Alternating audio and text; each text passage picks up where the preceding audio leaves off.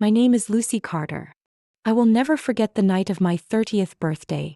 In the clinking of wine glasses under the shimmering lights, my parents beamed with pride while my sister Olivia casually announced to everyone, "Next week I'll be moving into Lucy's house."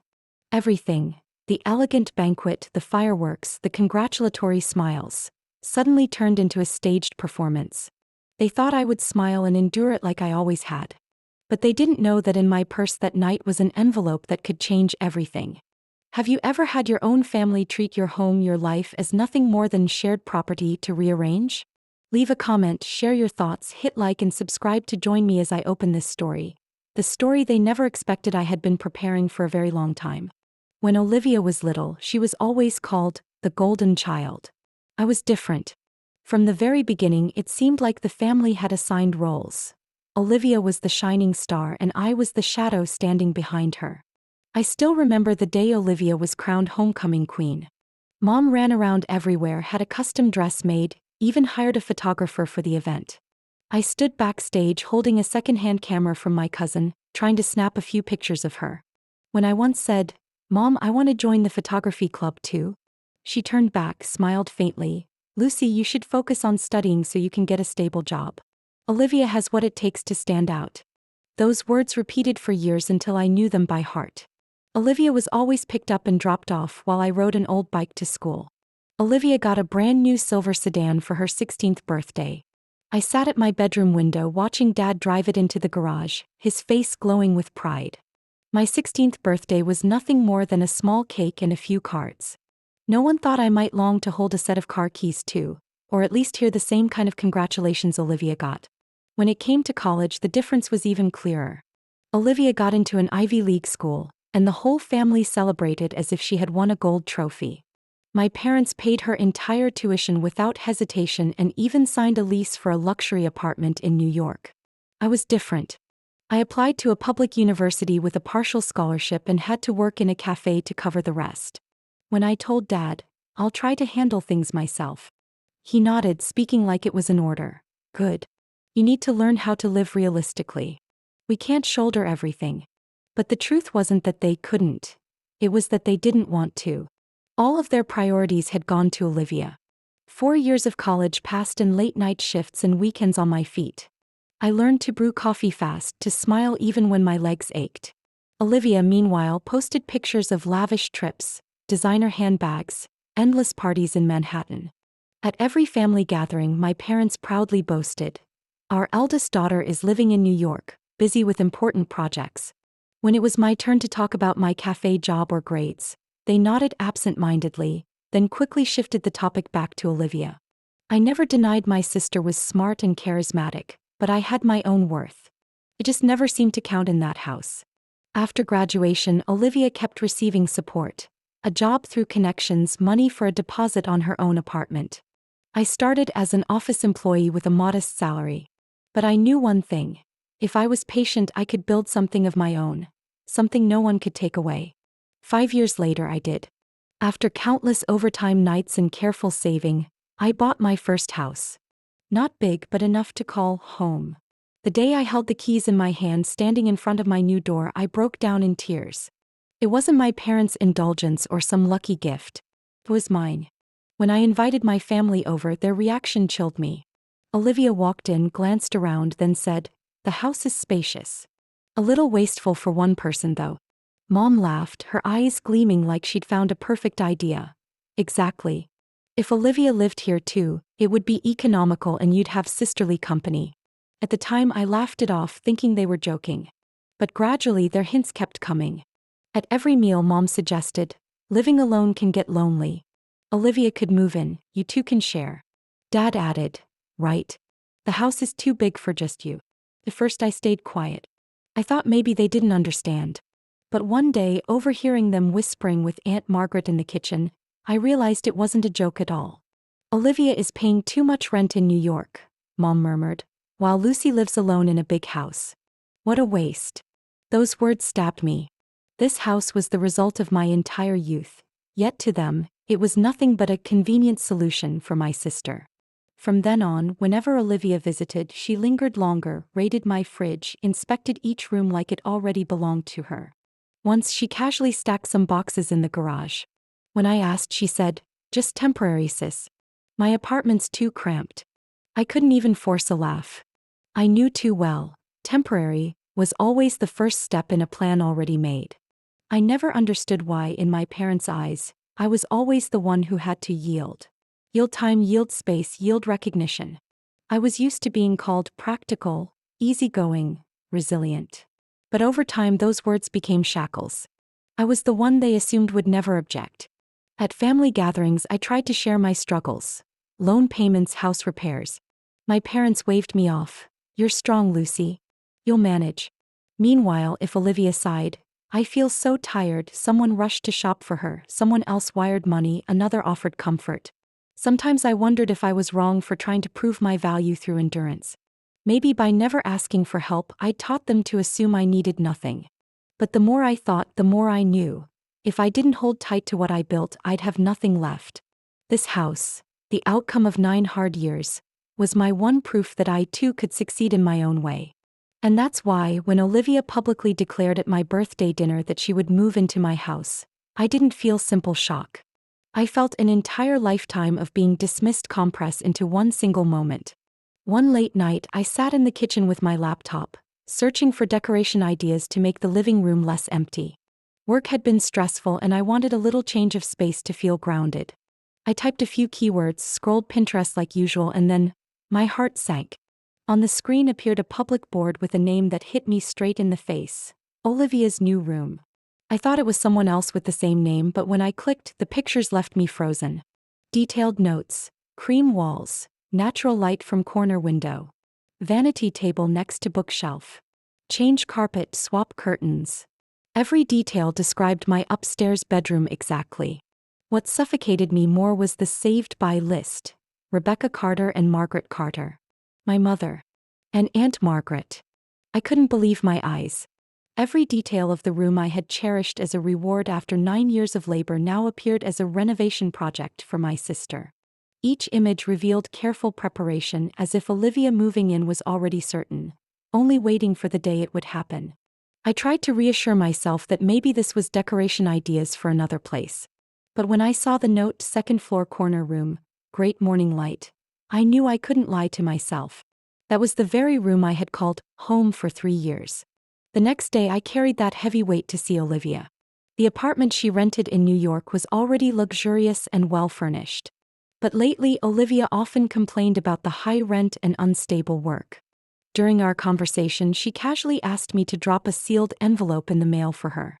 I slipped it into my bag, planning to stop by the post office near my office. But when I pulled out my wallet, the envelope slid out and fell to the floor. I bent down to pick it up, and my eyes accidentally caught the bold letters: Utility Services, Service Address, 2140 West Maple Street. That was my home address. I looked up, struggling to keep calm. "Olivia, why is my address on your utility contract?" She froze for a second, then forced a laugh. "Oh, probably a mix-up. Maybe when I filled it out online, Mom just typed something in. It's nothing." Her voice sounded dismissive, but my ears rang. Nothing? What about that Pinterest board? What about all the hints at family dinners? I saw a flicker of unease in Olivia's eyes before she quickly changed the subject, trying to bury my question. That evening, I went home and opened the garage to check. The yellow light spread across the cold cement floor, and in the corner, large plastic bins were stacked neatly. I walked closer, reading each black marker label: Olivia's winter clothes. Olivia's books. My chest tightened. Just days earlier, when I asked, Olivia had texted me, "I'm only leaving these here temporarily, sis. My apartment's too small." I had tried to believe it. But now it was clear. This wasn't temporary. This was moving in advance, preparing for a takeover sanctioned by the whole family. I leaned against the garage door, feeling drained.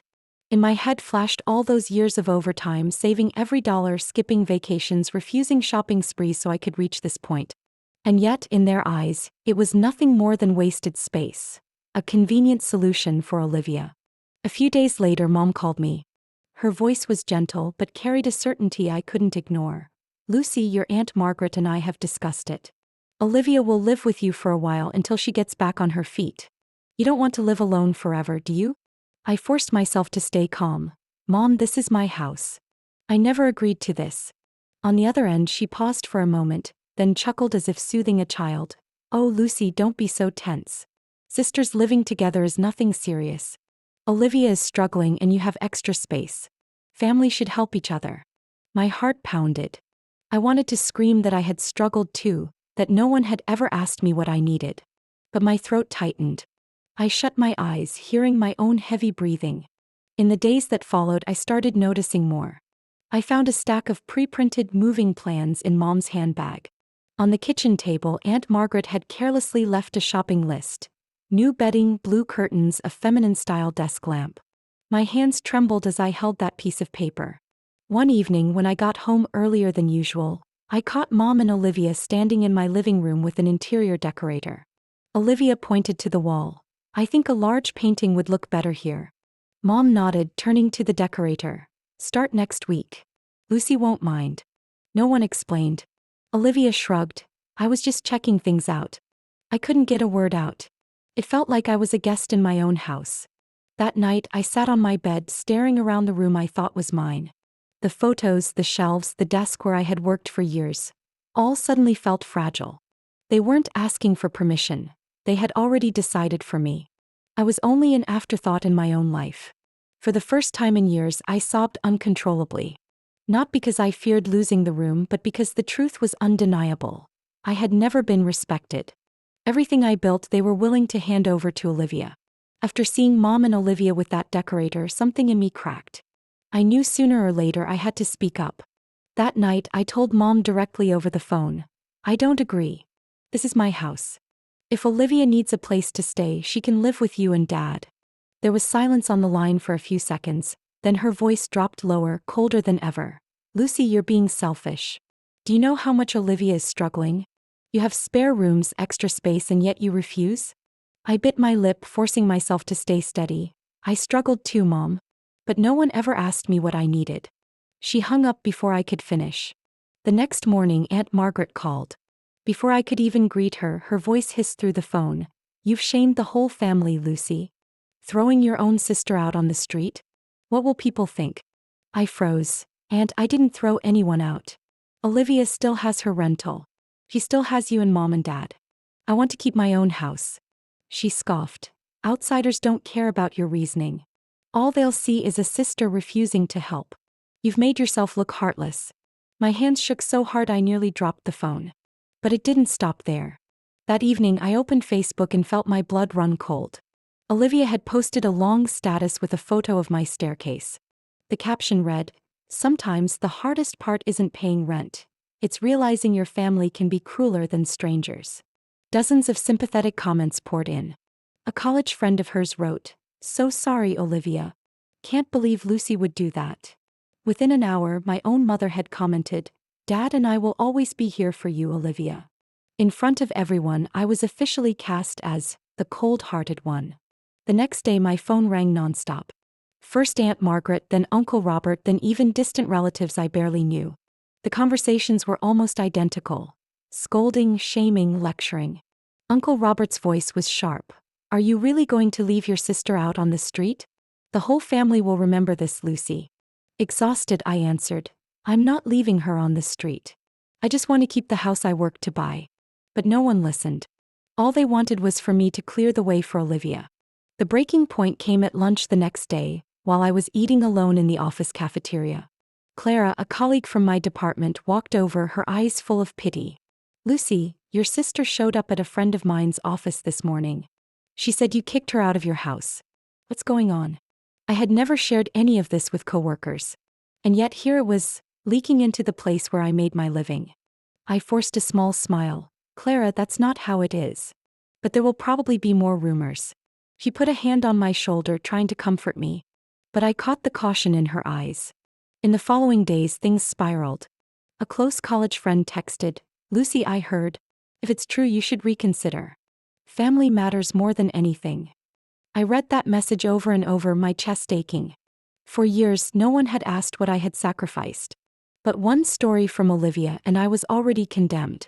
Every morning, I walked into the office under the weight of sidelong glances. Some whispered behind my back, I overheard, "How cruel to kick out her own sister," or, "You think you know someone but..."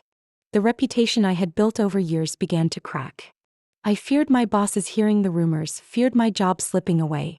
In a place this competitive, even a small fracture could push me out entirely. At night, I sat on my bed, staring at my room and feeling surrounded. Out there, my whole family, all the relatives, even friends were on Olivia's side. Only I was left alone. I wanted to scream that I wasn't selfish, that I wanted to keep a small piece of peace. But my voice was swallowed by prejudice and accusations. There were moments when I wondered if I really was wrong. Was I too rigid? Should I yield so everyone would be quiet, so I wouldn't be seen as betraying my own blood? But then, when I looked at the boxes Olivia had already placed in the garage, when I remembered the Pinterest board full of notes from Mom and my aunt, I knew that if I took one step back, nothing would belong to me anymore. The isolation grew heavier. My phone was full of accusatory messages, and social media overflowed with Olivia's photos and pleas for sympathy. A mutual friend who had come to my house for dinner last year even posted, "It's hard to believe someone would treat her own sister like that." I sat in a daze for hours, afraid to open notifications. My hands trembled each time I picked up the phone, scared of one more stab from people I used to trust. One evening, I stopped by the supermarket for a few things. Right at the checkout, I heard whispers behind me. "There, that's her. The one who threw her own sister out on the street." Blood rushed to my face, my ears burning. I lowered my head, clutched my bag of groceries, and ran out into the cold air. I felt like someone rejected by the entire community. In the days that followed, I could hardly sleep. Every night I tossed and turned, afraid that the next morning I'd walk into the office and find a termination email for personal image affecting the organization. I was afraid of losing my job, of losing the only place I had left. The eyes staring back at me in the mirror each morning were no longer those of the woman who had once proudly held the keys to the first house she bought. They were sunken, exhausted eyes on the verge of shattering. And in the moment when it felt like no one was on my side, I finally grasped the painful truth. I had been completely pushed out, turned into an extra in my own family. After days of being surrounded by accusatory messages and suspicious looks, I realized that if I kept staying silent, I would be crushed under the weight of rumors. My family had built a story in which I was the selfish one and everyone believed it. The only way to survive was to have clear evidence for my truth. I started with the folders buried deep in the wooden cabinet under the stairs. Late at night, when the neighborhood had fallen asleep, I sat under the desk lamp and pulled out each old envelope. Yellowed bank statements, stacks of home repair invoices. I remembered every number printed on them because each one was tied to nights of tossing and turning, figuring out how to pay. Last year's roof repair bill, more than $11,000. The technician had noted clearly, "Shingle roof, full replacement required." I had gritted my teeth and signed it, thinking only this: if I didn't replace it immediately, the winter rains would soak the whole house. The spring plumbing bill, $8,200. I still remembered the day the contractor called to say the old pipes were rotting and could burst entirely. I had called Mom to share, hoping for a little encouragement. But she said flatly, "You always make a big deal out of everything. People live with old pipes for decades. And the heating system replacement, $5,000 with no help of any kind." I had to pull from my retirement account to cover it, my heart clenching as the balance dropped. I clipped everything into a thick folder. Each page was proof that I wasn't heartless or selfish. I had carried everything alone, while Olivia regularly received support from our parents. I kept digging through my old computer, searching emails and transfers. In the family account my parents casually mentioned, there were traces of money sent to Olivia. 2004 April rent. 3004 credit card payment. Another time, a clear 10,000 with the note "new car." I printed everything and arranged it by year. Staring at the numbers, I felt both sad and furious. All those years, I had never asked my parents for a dime, while Olivia received one amount after another and still complained about hardship. While buried in the papers, I thought of David, a high school friend who's now a real estate attorney. We rarely talked, but I knew he was honest and trustworthy. I met him at a small cafe near my office. David showed up in a simple gray suit, his eyes as sharp as ever.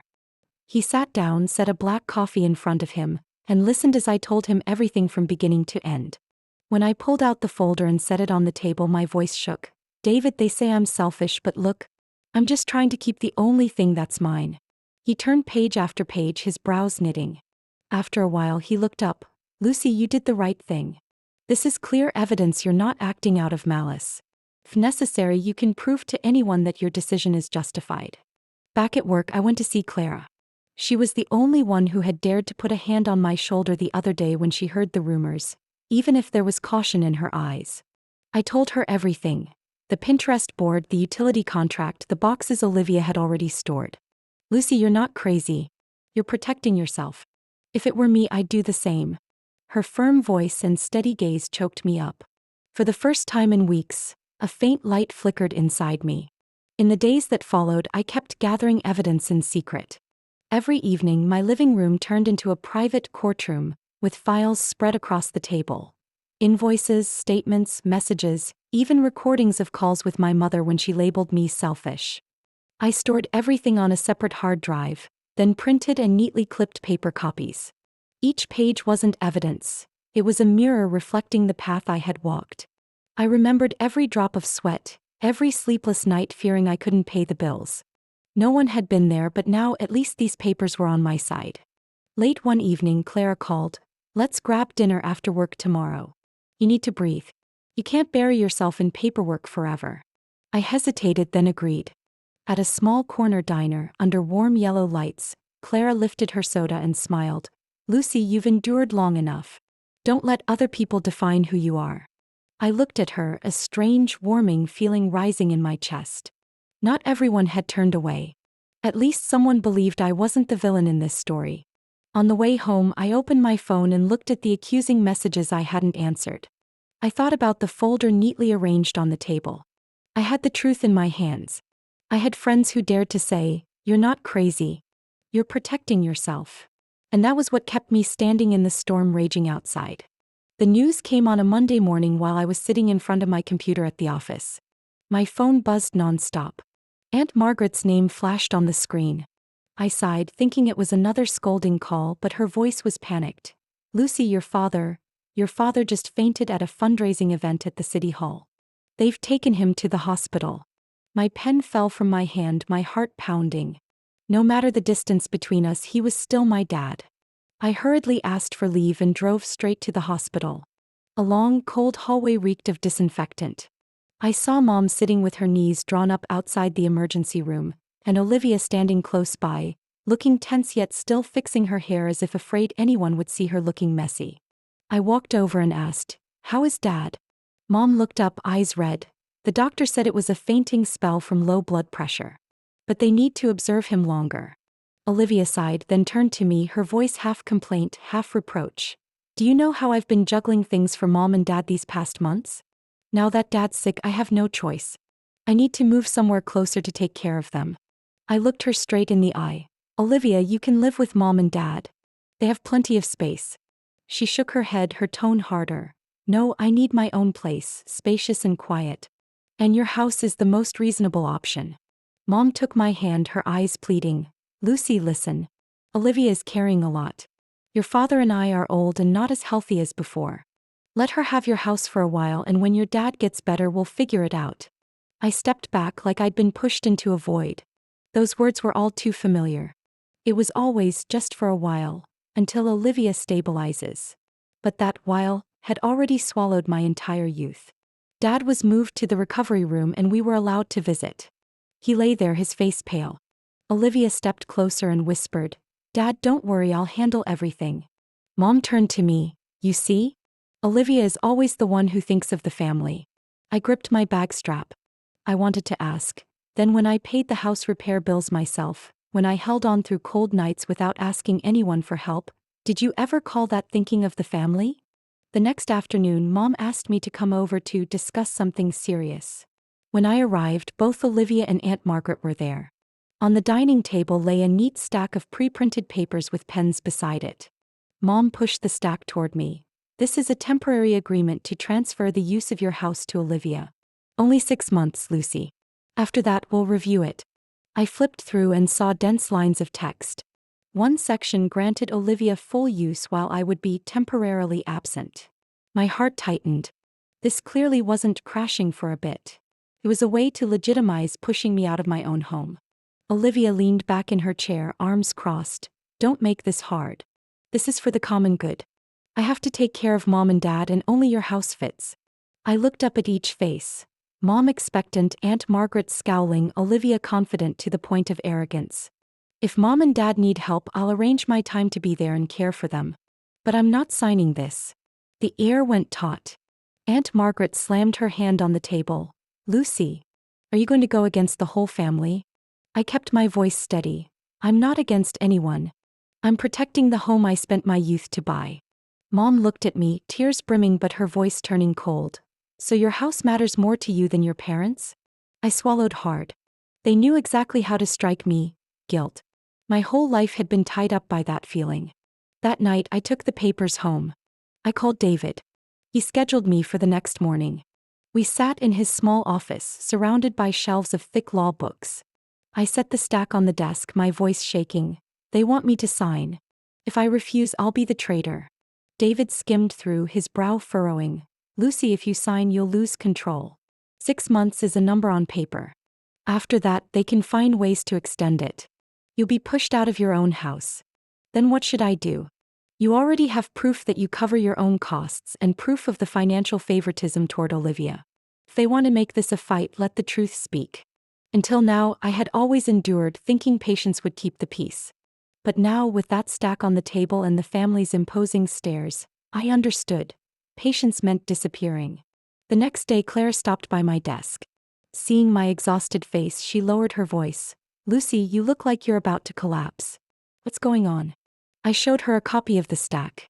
After reading, she blurted out, they're out of their minds. How can they ask you to sign this? You can't stay silent. It's time to show them you're not someone who can be forced anymore. That night, I spread all the documents, invoices, statements, and the temporary transfer contract across the dining table. From somewhere inside me, a voice said, it's time to fight back. I folded the papers, sealed them in an envelope. Tomorrow, when the family gathered to discuss it again, I would bring all the evidence. I was done playing the role of the yielding one. If they wanted to cast me as the villain in the family story, then at least I would tell the whole truth they were trying to hide. The scheduled family meeting came faster than I expected. The sky was gray, drizzle misting the windows, just like the weather inside my chest. I woke early and laid the entire file on the dining table. Roof repair, plumbing, heating, totaling more than $25,000. Next to it was a chart of the money my parents had given Olivia, nearly $200,000 over 10 years. And finally, I placed a stack of printed messages in which Mom and Aunt Margaret openly discussed having Olivia move into my house. I waited for the doorbell. When it rang, I felt strangely calm. I opened the door. My parents, Olivia, Aunt Margaret, and a few relatives stepped in. The air seemed to drag in damp heaviness. Mom forced a smile, but her tone was still that of a host. Today we're going to make everything clear. I didn't answer, only invited them to sit around the dining table. The folders were already there, silent witnesses. My father glanced over and frowned. Lucy, what papers have you got now? We're family, we don't need to bring out things like this. I answered evenly. Precisely because we're family, I need to be clear. Because all this time, only one side of the story has been told. I pushed the home repair invoices to the center of the table. These are 3 major repairs in the past 4 years. Roof, $11,200. Plumbing, $8,200. Heating system, $5,000. In total, more than $25,000. I paid every cent without a penny of support. Uncle Robert, who rarely spoke up, raised his brows slightly. That much? I pulled out more bank statements. Here are the withdrawals from my retirement account to pay. Here are the additional loans. Mom cut in, her voice hurried. You don't need to exaggerate. Every house needs repairs sometimes. I'm not exaggerating. I'm presenting the facts. While I was shouldering these bills, I never asked for a single dollar. Meanwhile, Olivia. I laid out the next chart. The figures were clear year by year. Nearly $200,000 you sent Olivia over 10 years. Rent, a new car, credit cards, living expenses. Aunt Margaret rolled her eyes and Olivia shot to her feet, her voice trembling. You're making this up. These numbers, who knows where you got them? I slid the papers closer. These are bank statements from Mom and Dad's own account. You can deny it, but numbers don't lie. Olivia's eyes darted around, searching for agreement, but no one spoke. My father tapped the table, trying to hold on to authority. Regardless of the money, we're still family. If Olivia is struggling, helping her is normal. I pressed my voice, still steady. Helping doesn't mean turning my house into community property. I'm not against helping, but this has gone too far. I set down the printed messages. Here's the proof. In these, Mom and Aunt Margaret discuss preparing a room for Olivia, and say Lucy won't dare oppose it. Mom snatched a few pages, her eyes blazing red. You eavesdropped. You violated my privacy.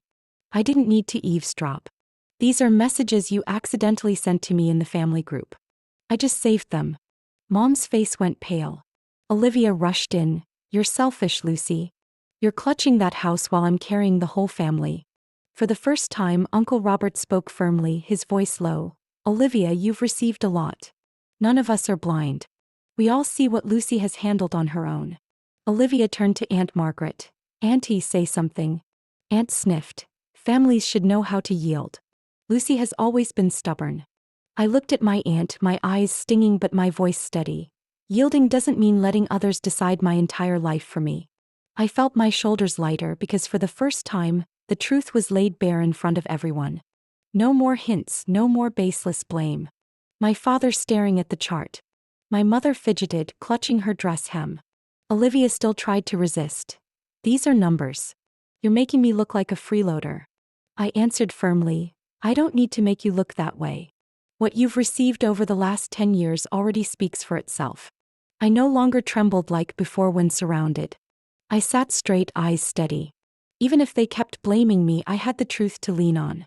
Olivia jumped from her chair, her eyes red, her voice breaking into angry shouts. You're tearing this family apart, Lucy. You always want to prove you're right while I get painted as a parasite. Are you happy now? The echo of her words weighed heavy in the room, already tense as a tightrope. I sat still, hands on the table, the file still open. My heart ached, but this time I wasn't shaking. My father leaned back, eyes tired, staring into space. My mother lowered her face, clutching her skirt. For the first time, neither rushed to defend Olivia. Their silence said it all. The numbers and messages had shattered the shell they had used to protect her. I drew a long breath, then spoke slowly, my voice low but steady. I never wanted revenge. I never wanted to hurt Mom or Dad. But I cannot keep living as the one who sacrifices without limits. I folded the papers, set them aside, and continued. I've decided to sell this house. After 4 years of carrying it alone, I need a new start. I'll buy a smaller place, something more manageable. That will be where I truly find peace, where no one can say, let Olivia move in. Olivia burst into sobs, her voice shrill. You're selfish, Lucy. You're destroying the family. A family can't fall apart because of a house. If it does, it's because for years everyone has piled the weight on one person without ever acknowledging it. My mother looked up, her eyes blurred with tears, but she stayed silent. My father bit his lip, his hand trembling on the table. Aunt Margaret, who had kept a scowl the whole time, suddenly slammed the table, her voice sharp. Ridiculous. Lucy, if you sell, where will Olivia go? You'll throw your sister on the street while your parents need her close to care for them? You're truly ungrateful. I was about to speak when another voice cut through, firm and calm. Enough, Margaret. Everyone turned. It was Uncle George, my father's youngest brother, rarely part of family disputes. He leaned back, his sharp eyes fixed on Margaret. I've been quiet too long, he said evenly, though his words carried weight. Margaret, you know perfectly well how Rebecca and Henry have spoiled Olivia all these years. Money, jobs, even housing. Meanwhile, Lucy has worked herself to exhaustion and no one cared. Margaret's face flushed, ready to argue, but Uncle George raised a hand. No, let me finish. I saw it myself. Many times I asked why Lucy never got support, and Henry would answer, she can handle it. Yes, she can handle it, but that doesn't mean she should be forced to forever. Olivia sobbed. Uncle George, you're taking her side too? He spoke sternly. This isn't about sides. It's about fairness. Lucy has the right to live her life. None of us have the right to treat her house as a permanent solution for Olivia. For the first time in this suffocating room, I had a family member stand with me. not out of pity but with straightforward acknowledgement. My mother wiped her tears. My father sighed, turning to Olivia. Olivia, you've already received too much from us. Maybe it's time you stand on your own. Olivia turned, her eyes wet, her voice breaking. Dad, are you saying you're abandoning me too? My father closed his eyes, saying nothing. I gripped the table edge lightly, keeping my voice calm. I'm not abandoning you. I don't want to sever this family. But I will no longer let anyone decide my life for me. The day I left the old house, I stood on the steps for a long while, running my fingers over the lock polished by years of use. No more tears, no more torment. Just a quiet emptiness, like closing a book filled with too many painful pages. The new loft downtown was completely different, smaller but flooded with light. High ceilings, wide windows opening onto the busy street below. In the mornings, car horns and voices from the street reminded me that I was no longer trapped inside walls built from others' plans. This was a place I chose where no one could call it too big, or insist someone else should move in. I started taking an evening photography class. Holding a camera, I felt like I was 18 again, when that dream had once been dismissed as frivolous. The teacher encouraged us to capture ordinary moments of life: steam rising from a coffee cup, a stranger's face on the subway, sunlight slanting through a window. One evening, Claire came by. I showed her my first printed photos. She laughed softly, eyes bright. Lucy, you have a great eye. These pictures show the peace you're finding again. I smiled, warmth filling me. For the first time, someone looked at my passion and called it valuable, not a luxury. David often visited too. He was more than a legal advisor. He became a confidant. One night he brought a cheap bottle of wine and the three of us, David, Clara and I, sat on the living room floor eating pizza and sharing stories from work. Clara raised her glass, half joking, half sincere. Family isn't always the one you're born into. Sometimes it's the people sitting around this small table. I clinked glasses with them, feeling a lightness I'd never known. One night my phone buzzed. Olivia's name flashed on the screen. I need to talk. We met at a cafe near my office. Olivia looked worn, hair tied hastily, dark circles under her eyes. She stirred her cappuccino endlessly before murmuring, I need a job. I don't want to keep depending on mom and dad. But every application I send gets rejected. I remembered all the times she mocked me for working cafe shifts in college. The times she sneered. Lucy always does menial jobs. And now here she was hoping I'd open a door. Can you help me? Memories of being branded selfish flashed in my mind. The old me might have caved, maybe even handed her money. But now I knew another way. I can't give you money. But I can refer you to Clara's company. Their marketing department is hiring and they'll judge you on your ability. Olivia's eyes widened, surprised. You would really recommend me? This isn't charity. It's an opportunity. Whether you keep it or not is up to you. She bit her lip, tears brimming. Thank you, Lucy. I nodded slightly, calm inside. Not full forgiveness, but my way of breaking free from the old cycle. A few weeks later, Clara told me over dinner. Your sister came for an interview today. She seemed nervous but tried to prove herself. I can't promise anything, but if she makes it through the trial period, she'll have her place. I sipped the hot tea. Inside me rose a strange feeling. Not triumph, not bitterness, but something like an ellipsis. Olivia had no choice but to start over while I finally got to live my own life. In the evenings, alone in my loft, I hung a few new photos on the wall. A street lamp reflected on the water, an old woman smiling brightly at the market, and one I had taken of myself in the mirror, my face more serene than ever. Those photos were proof of my recovery. I had weathered storms, losses, and deep isolation. And now I had friends who called me family, a space that truly belonged to me, and an old passion revived. My life gradually found its rhythm in the small loft in the city. The evening photography classes not only gave me new skills but also opened a new pace. Mornings at work, evenings losing myself behind the lens, weekends meeting David and Clara. I learned how to live slowly, no longer chasing anyone's approval. Then one weekend evening I got a message from Mom. This Sunday, family dinner. Can you come? I froze, hesitating for a long while. In the past, family dinners had been where I felt like an outsider. Always compared, always pressured. But this time the words in the message felt gentler, without that commanding tone. I decided to try not to please them but to see if things had truly changed.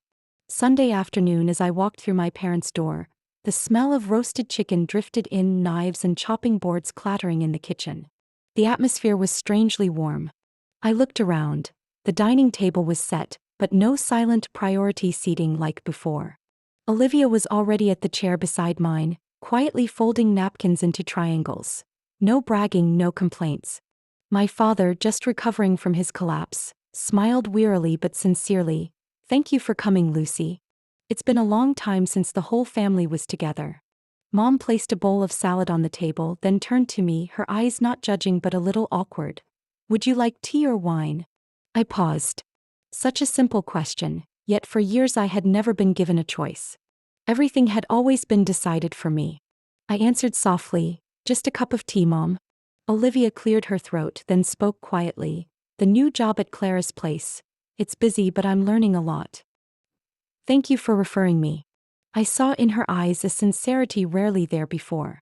Maybe this was when I realized change often begins with small steps, and everyone has to relearn how to stand on their own. Dinner passed in a strangely ordinary way. No one mentioned sacrifice, no sighs of reproach. Dad asked about my photography class, Mom cared about my health, and Olivia listened quietly. Occasionally she added a few gentle words. Sitting in that moment, I suddenly understood. Maybe boundaries were the greatest gift I had ever given myself. If I hadn't dared to say no back then, I might still be sitting here today, shoulders hunched, buried under invisible burdens. After dinner, when everything was cleared away, I pulled out my new camera. "How about a picture?" I suggested, my voice soft but firm. Everyone looked surprised. In the past, I had avoided family photos because every picture showed the forced smiles in the distance. But this time I wanted to capture it myself. I set the timer and stepped between my parents and Olivia. When the beeping sounded, I let myself smile. Not to prove I was fine, not to hide the cracks inside. It was a genuine smile, born from rare peace. The shutter clicked. I knew this photo wasn't like the others. Not a mask, but a marker of a real beginning. A family learning to listen and me choosing to live true to myself. You know, when I look back at that journey, I don't feel like I won over anyone. I feel like I finally had the courage to set my own boundaries. And maybe that's the hardest part of any family relationship. Daring to say enough, daring to keep your peace without asking anyone's permission. But I still wonder, if you were in my place, what would you do? Would you yield to keep the appearance of harmony, or would you stand firm to protect what you built with your own hands? I'd love to hear your thoughts, because everyone has their own story about family, about boundaries, and about love that is sometimes misunderstood. Share your thoughts in the comments so we can listen and connect. And if you want to keep following real-life stories like this, about family, about choices, and about finding our true selves, don't forget to like and subscribe. There are many more stories waiting, and maybe one of them will touch your heart.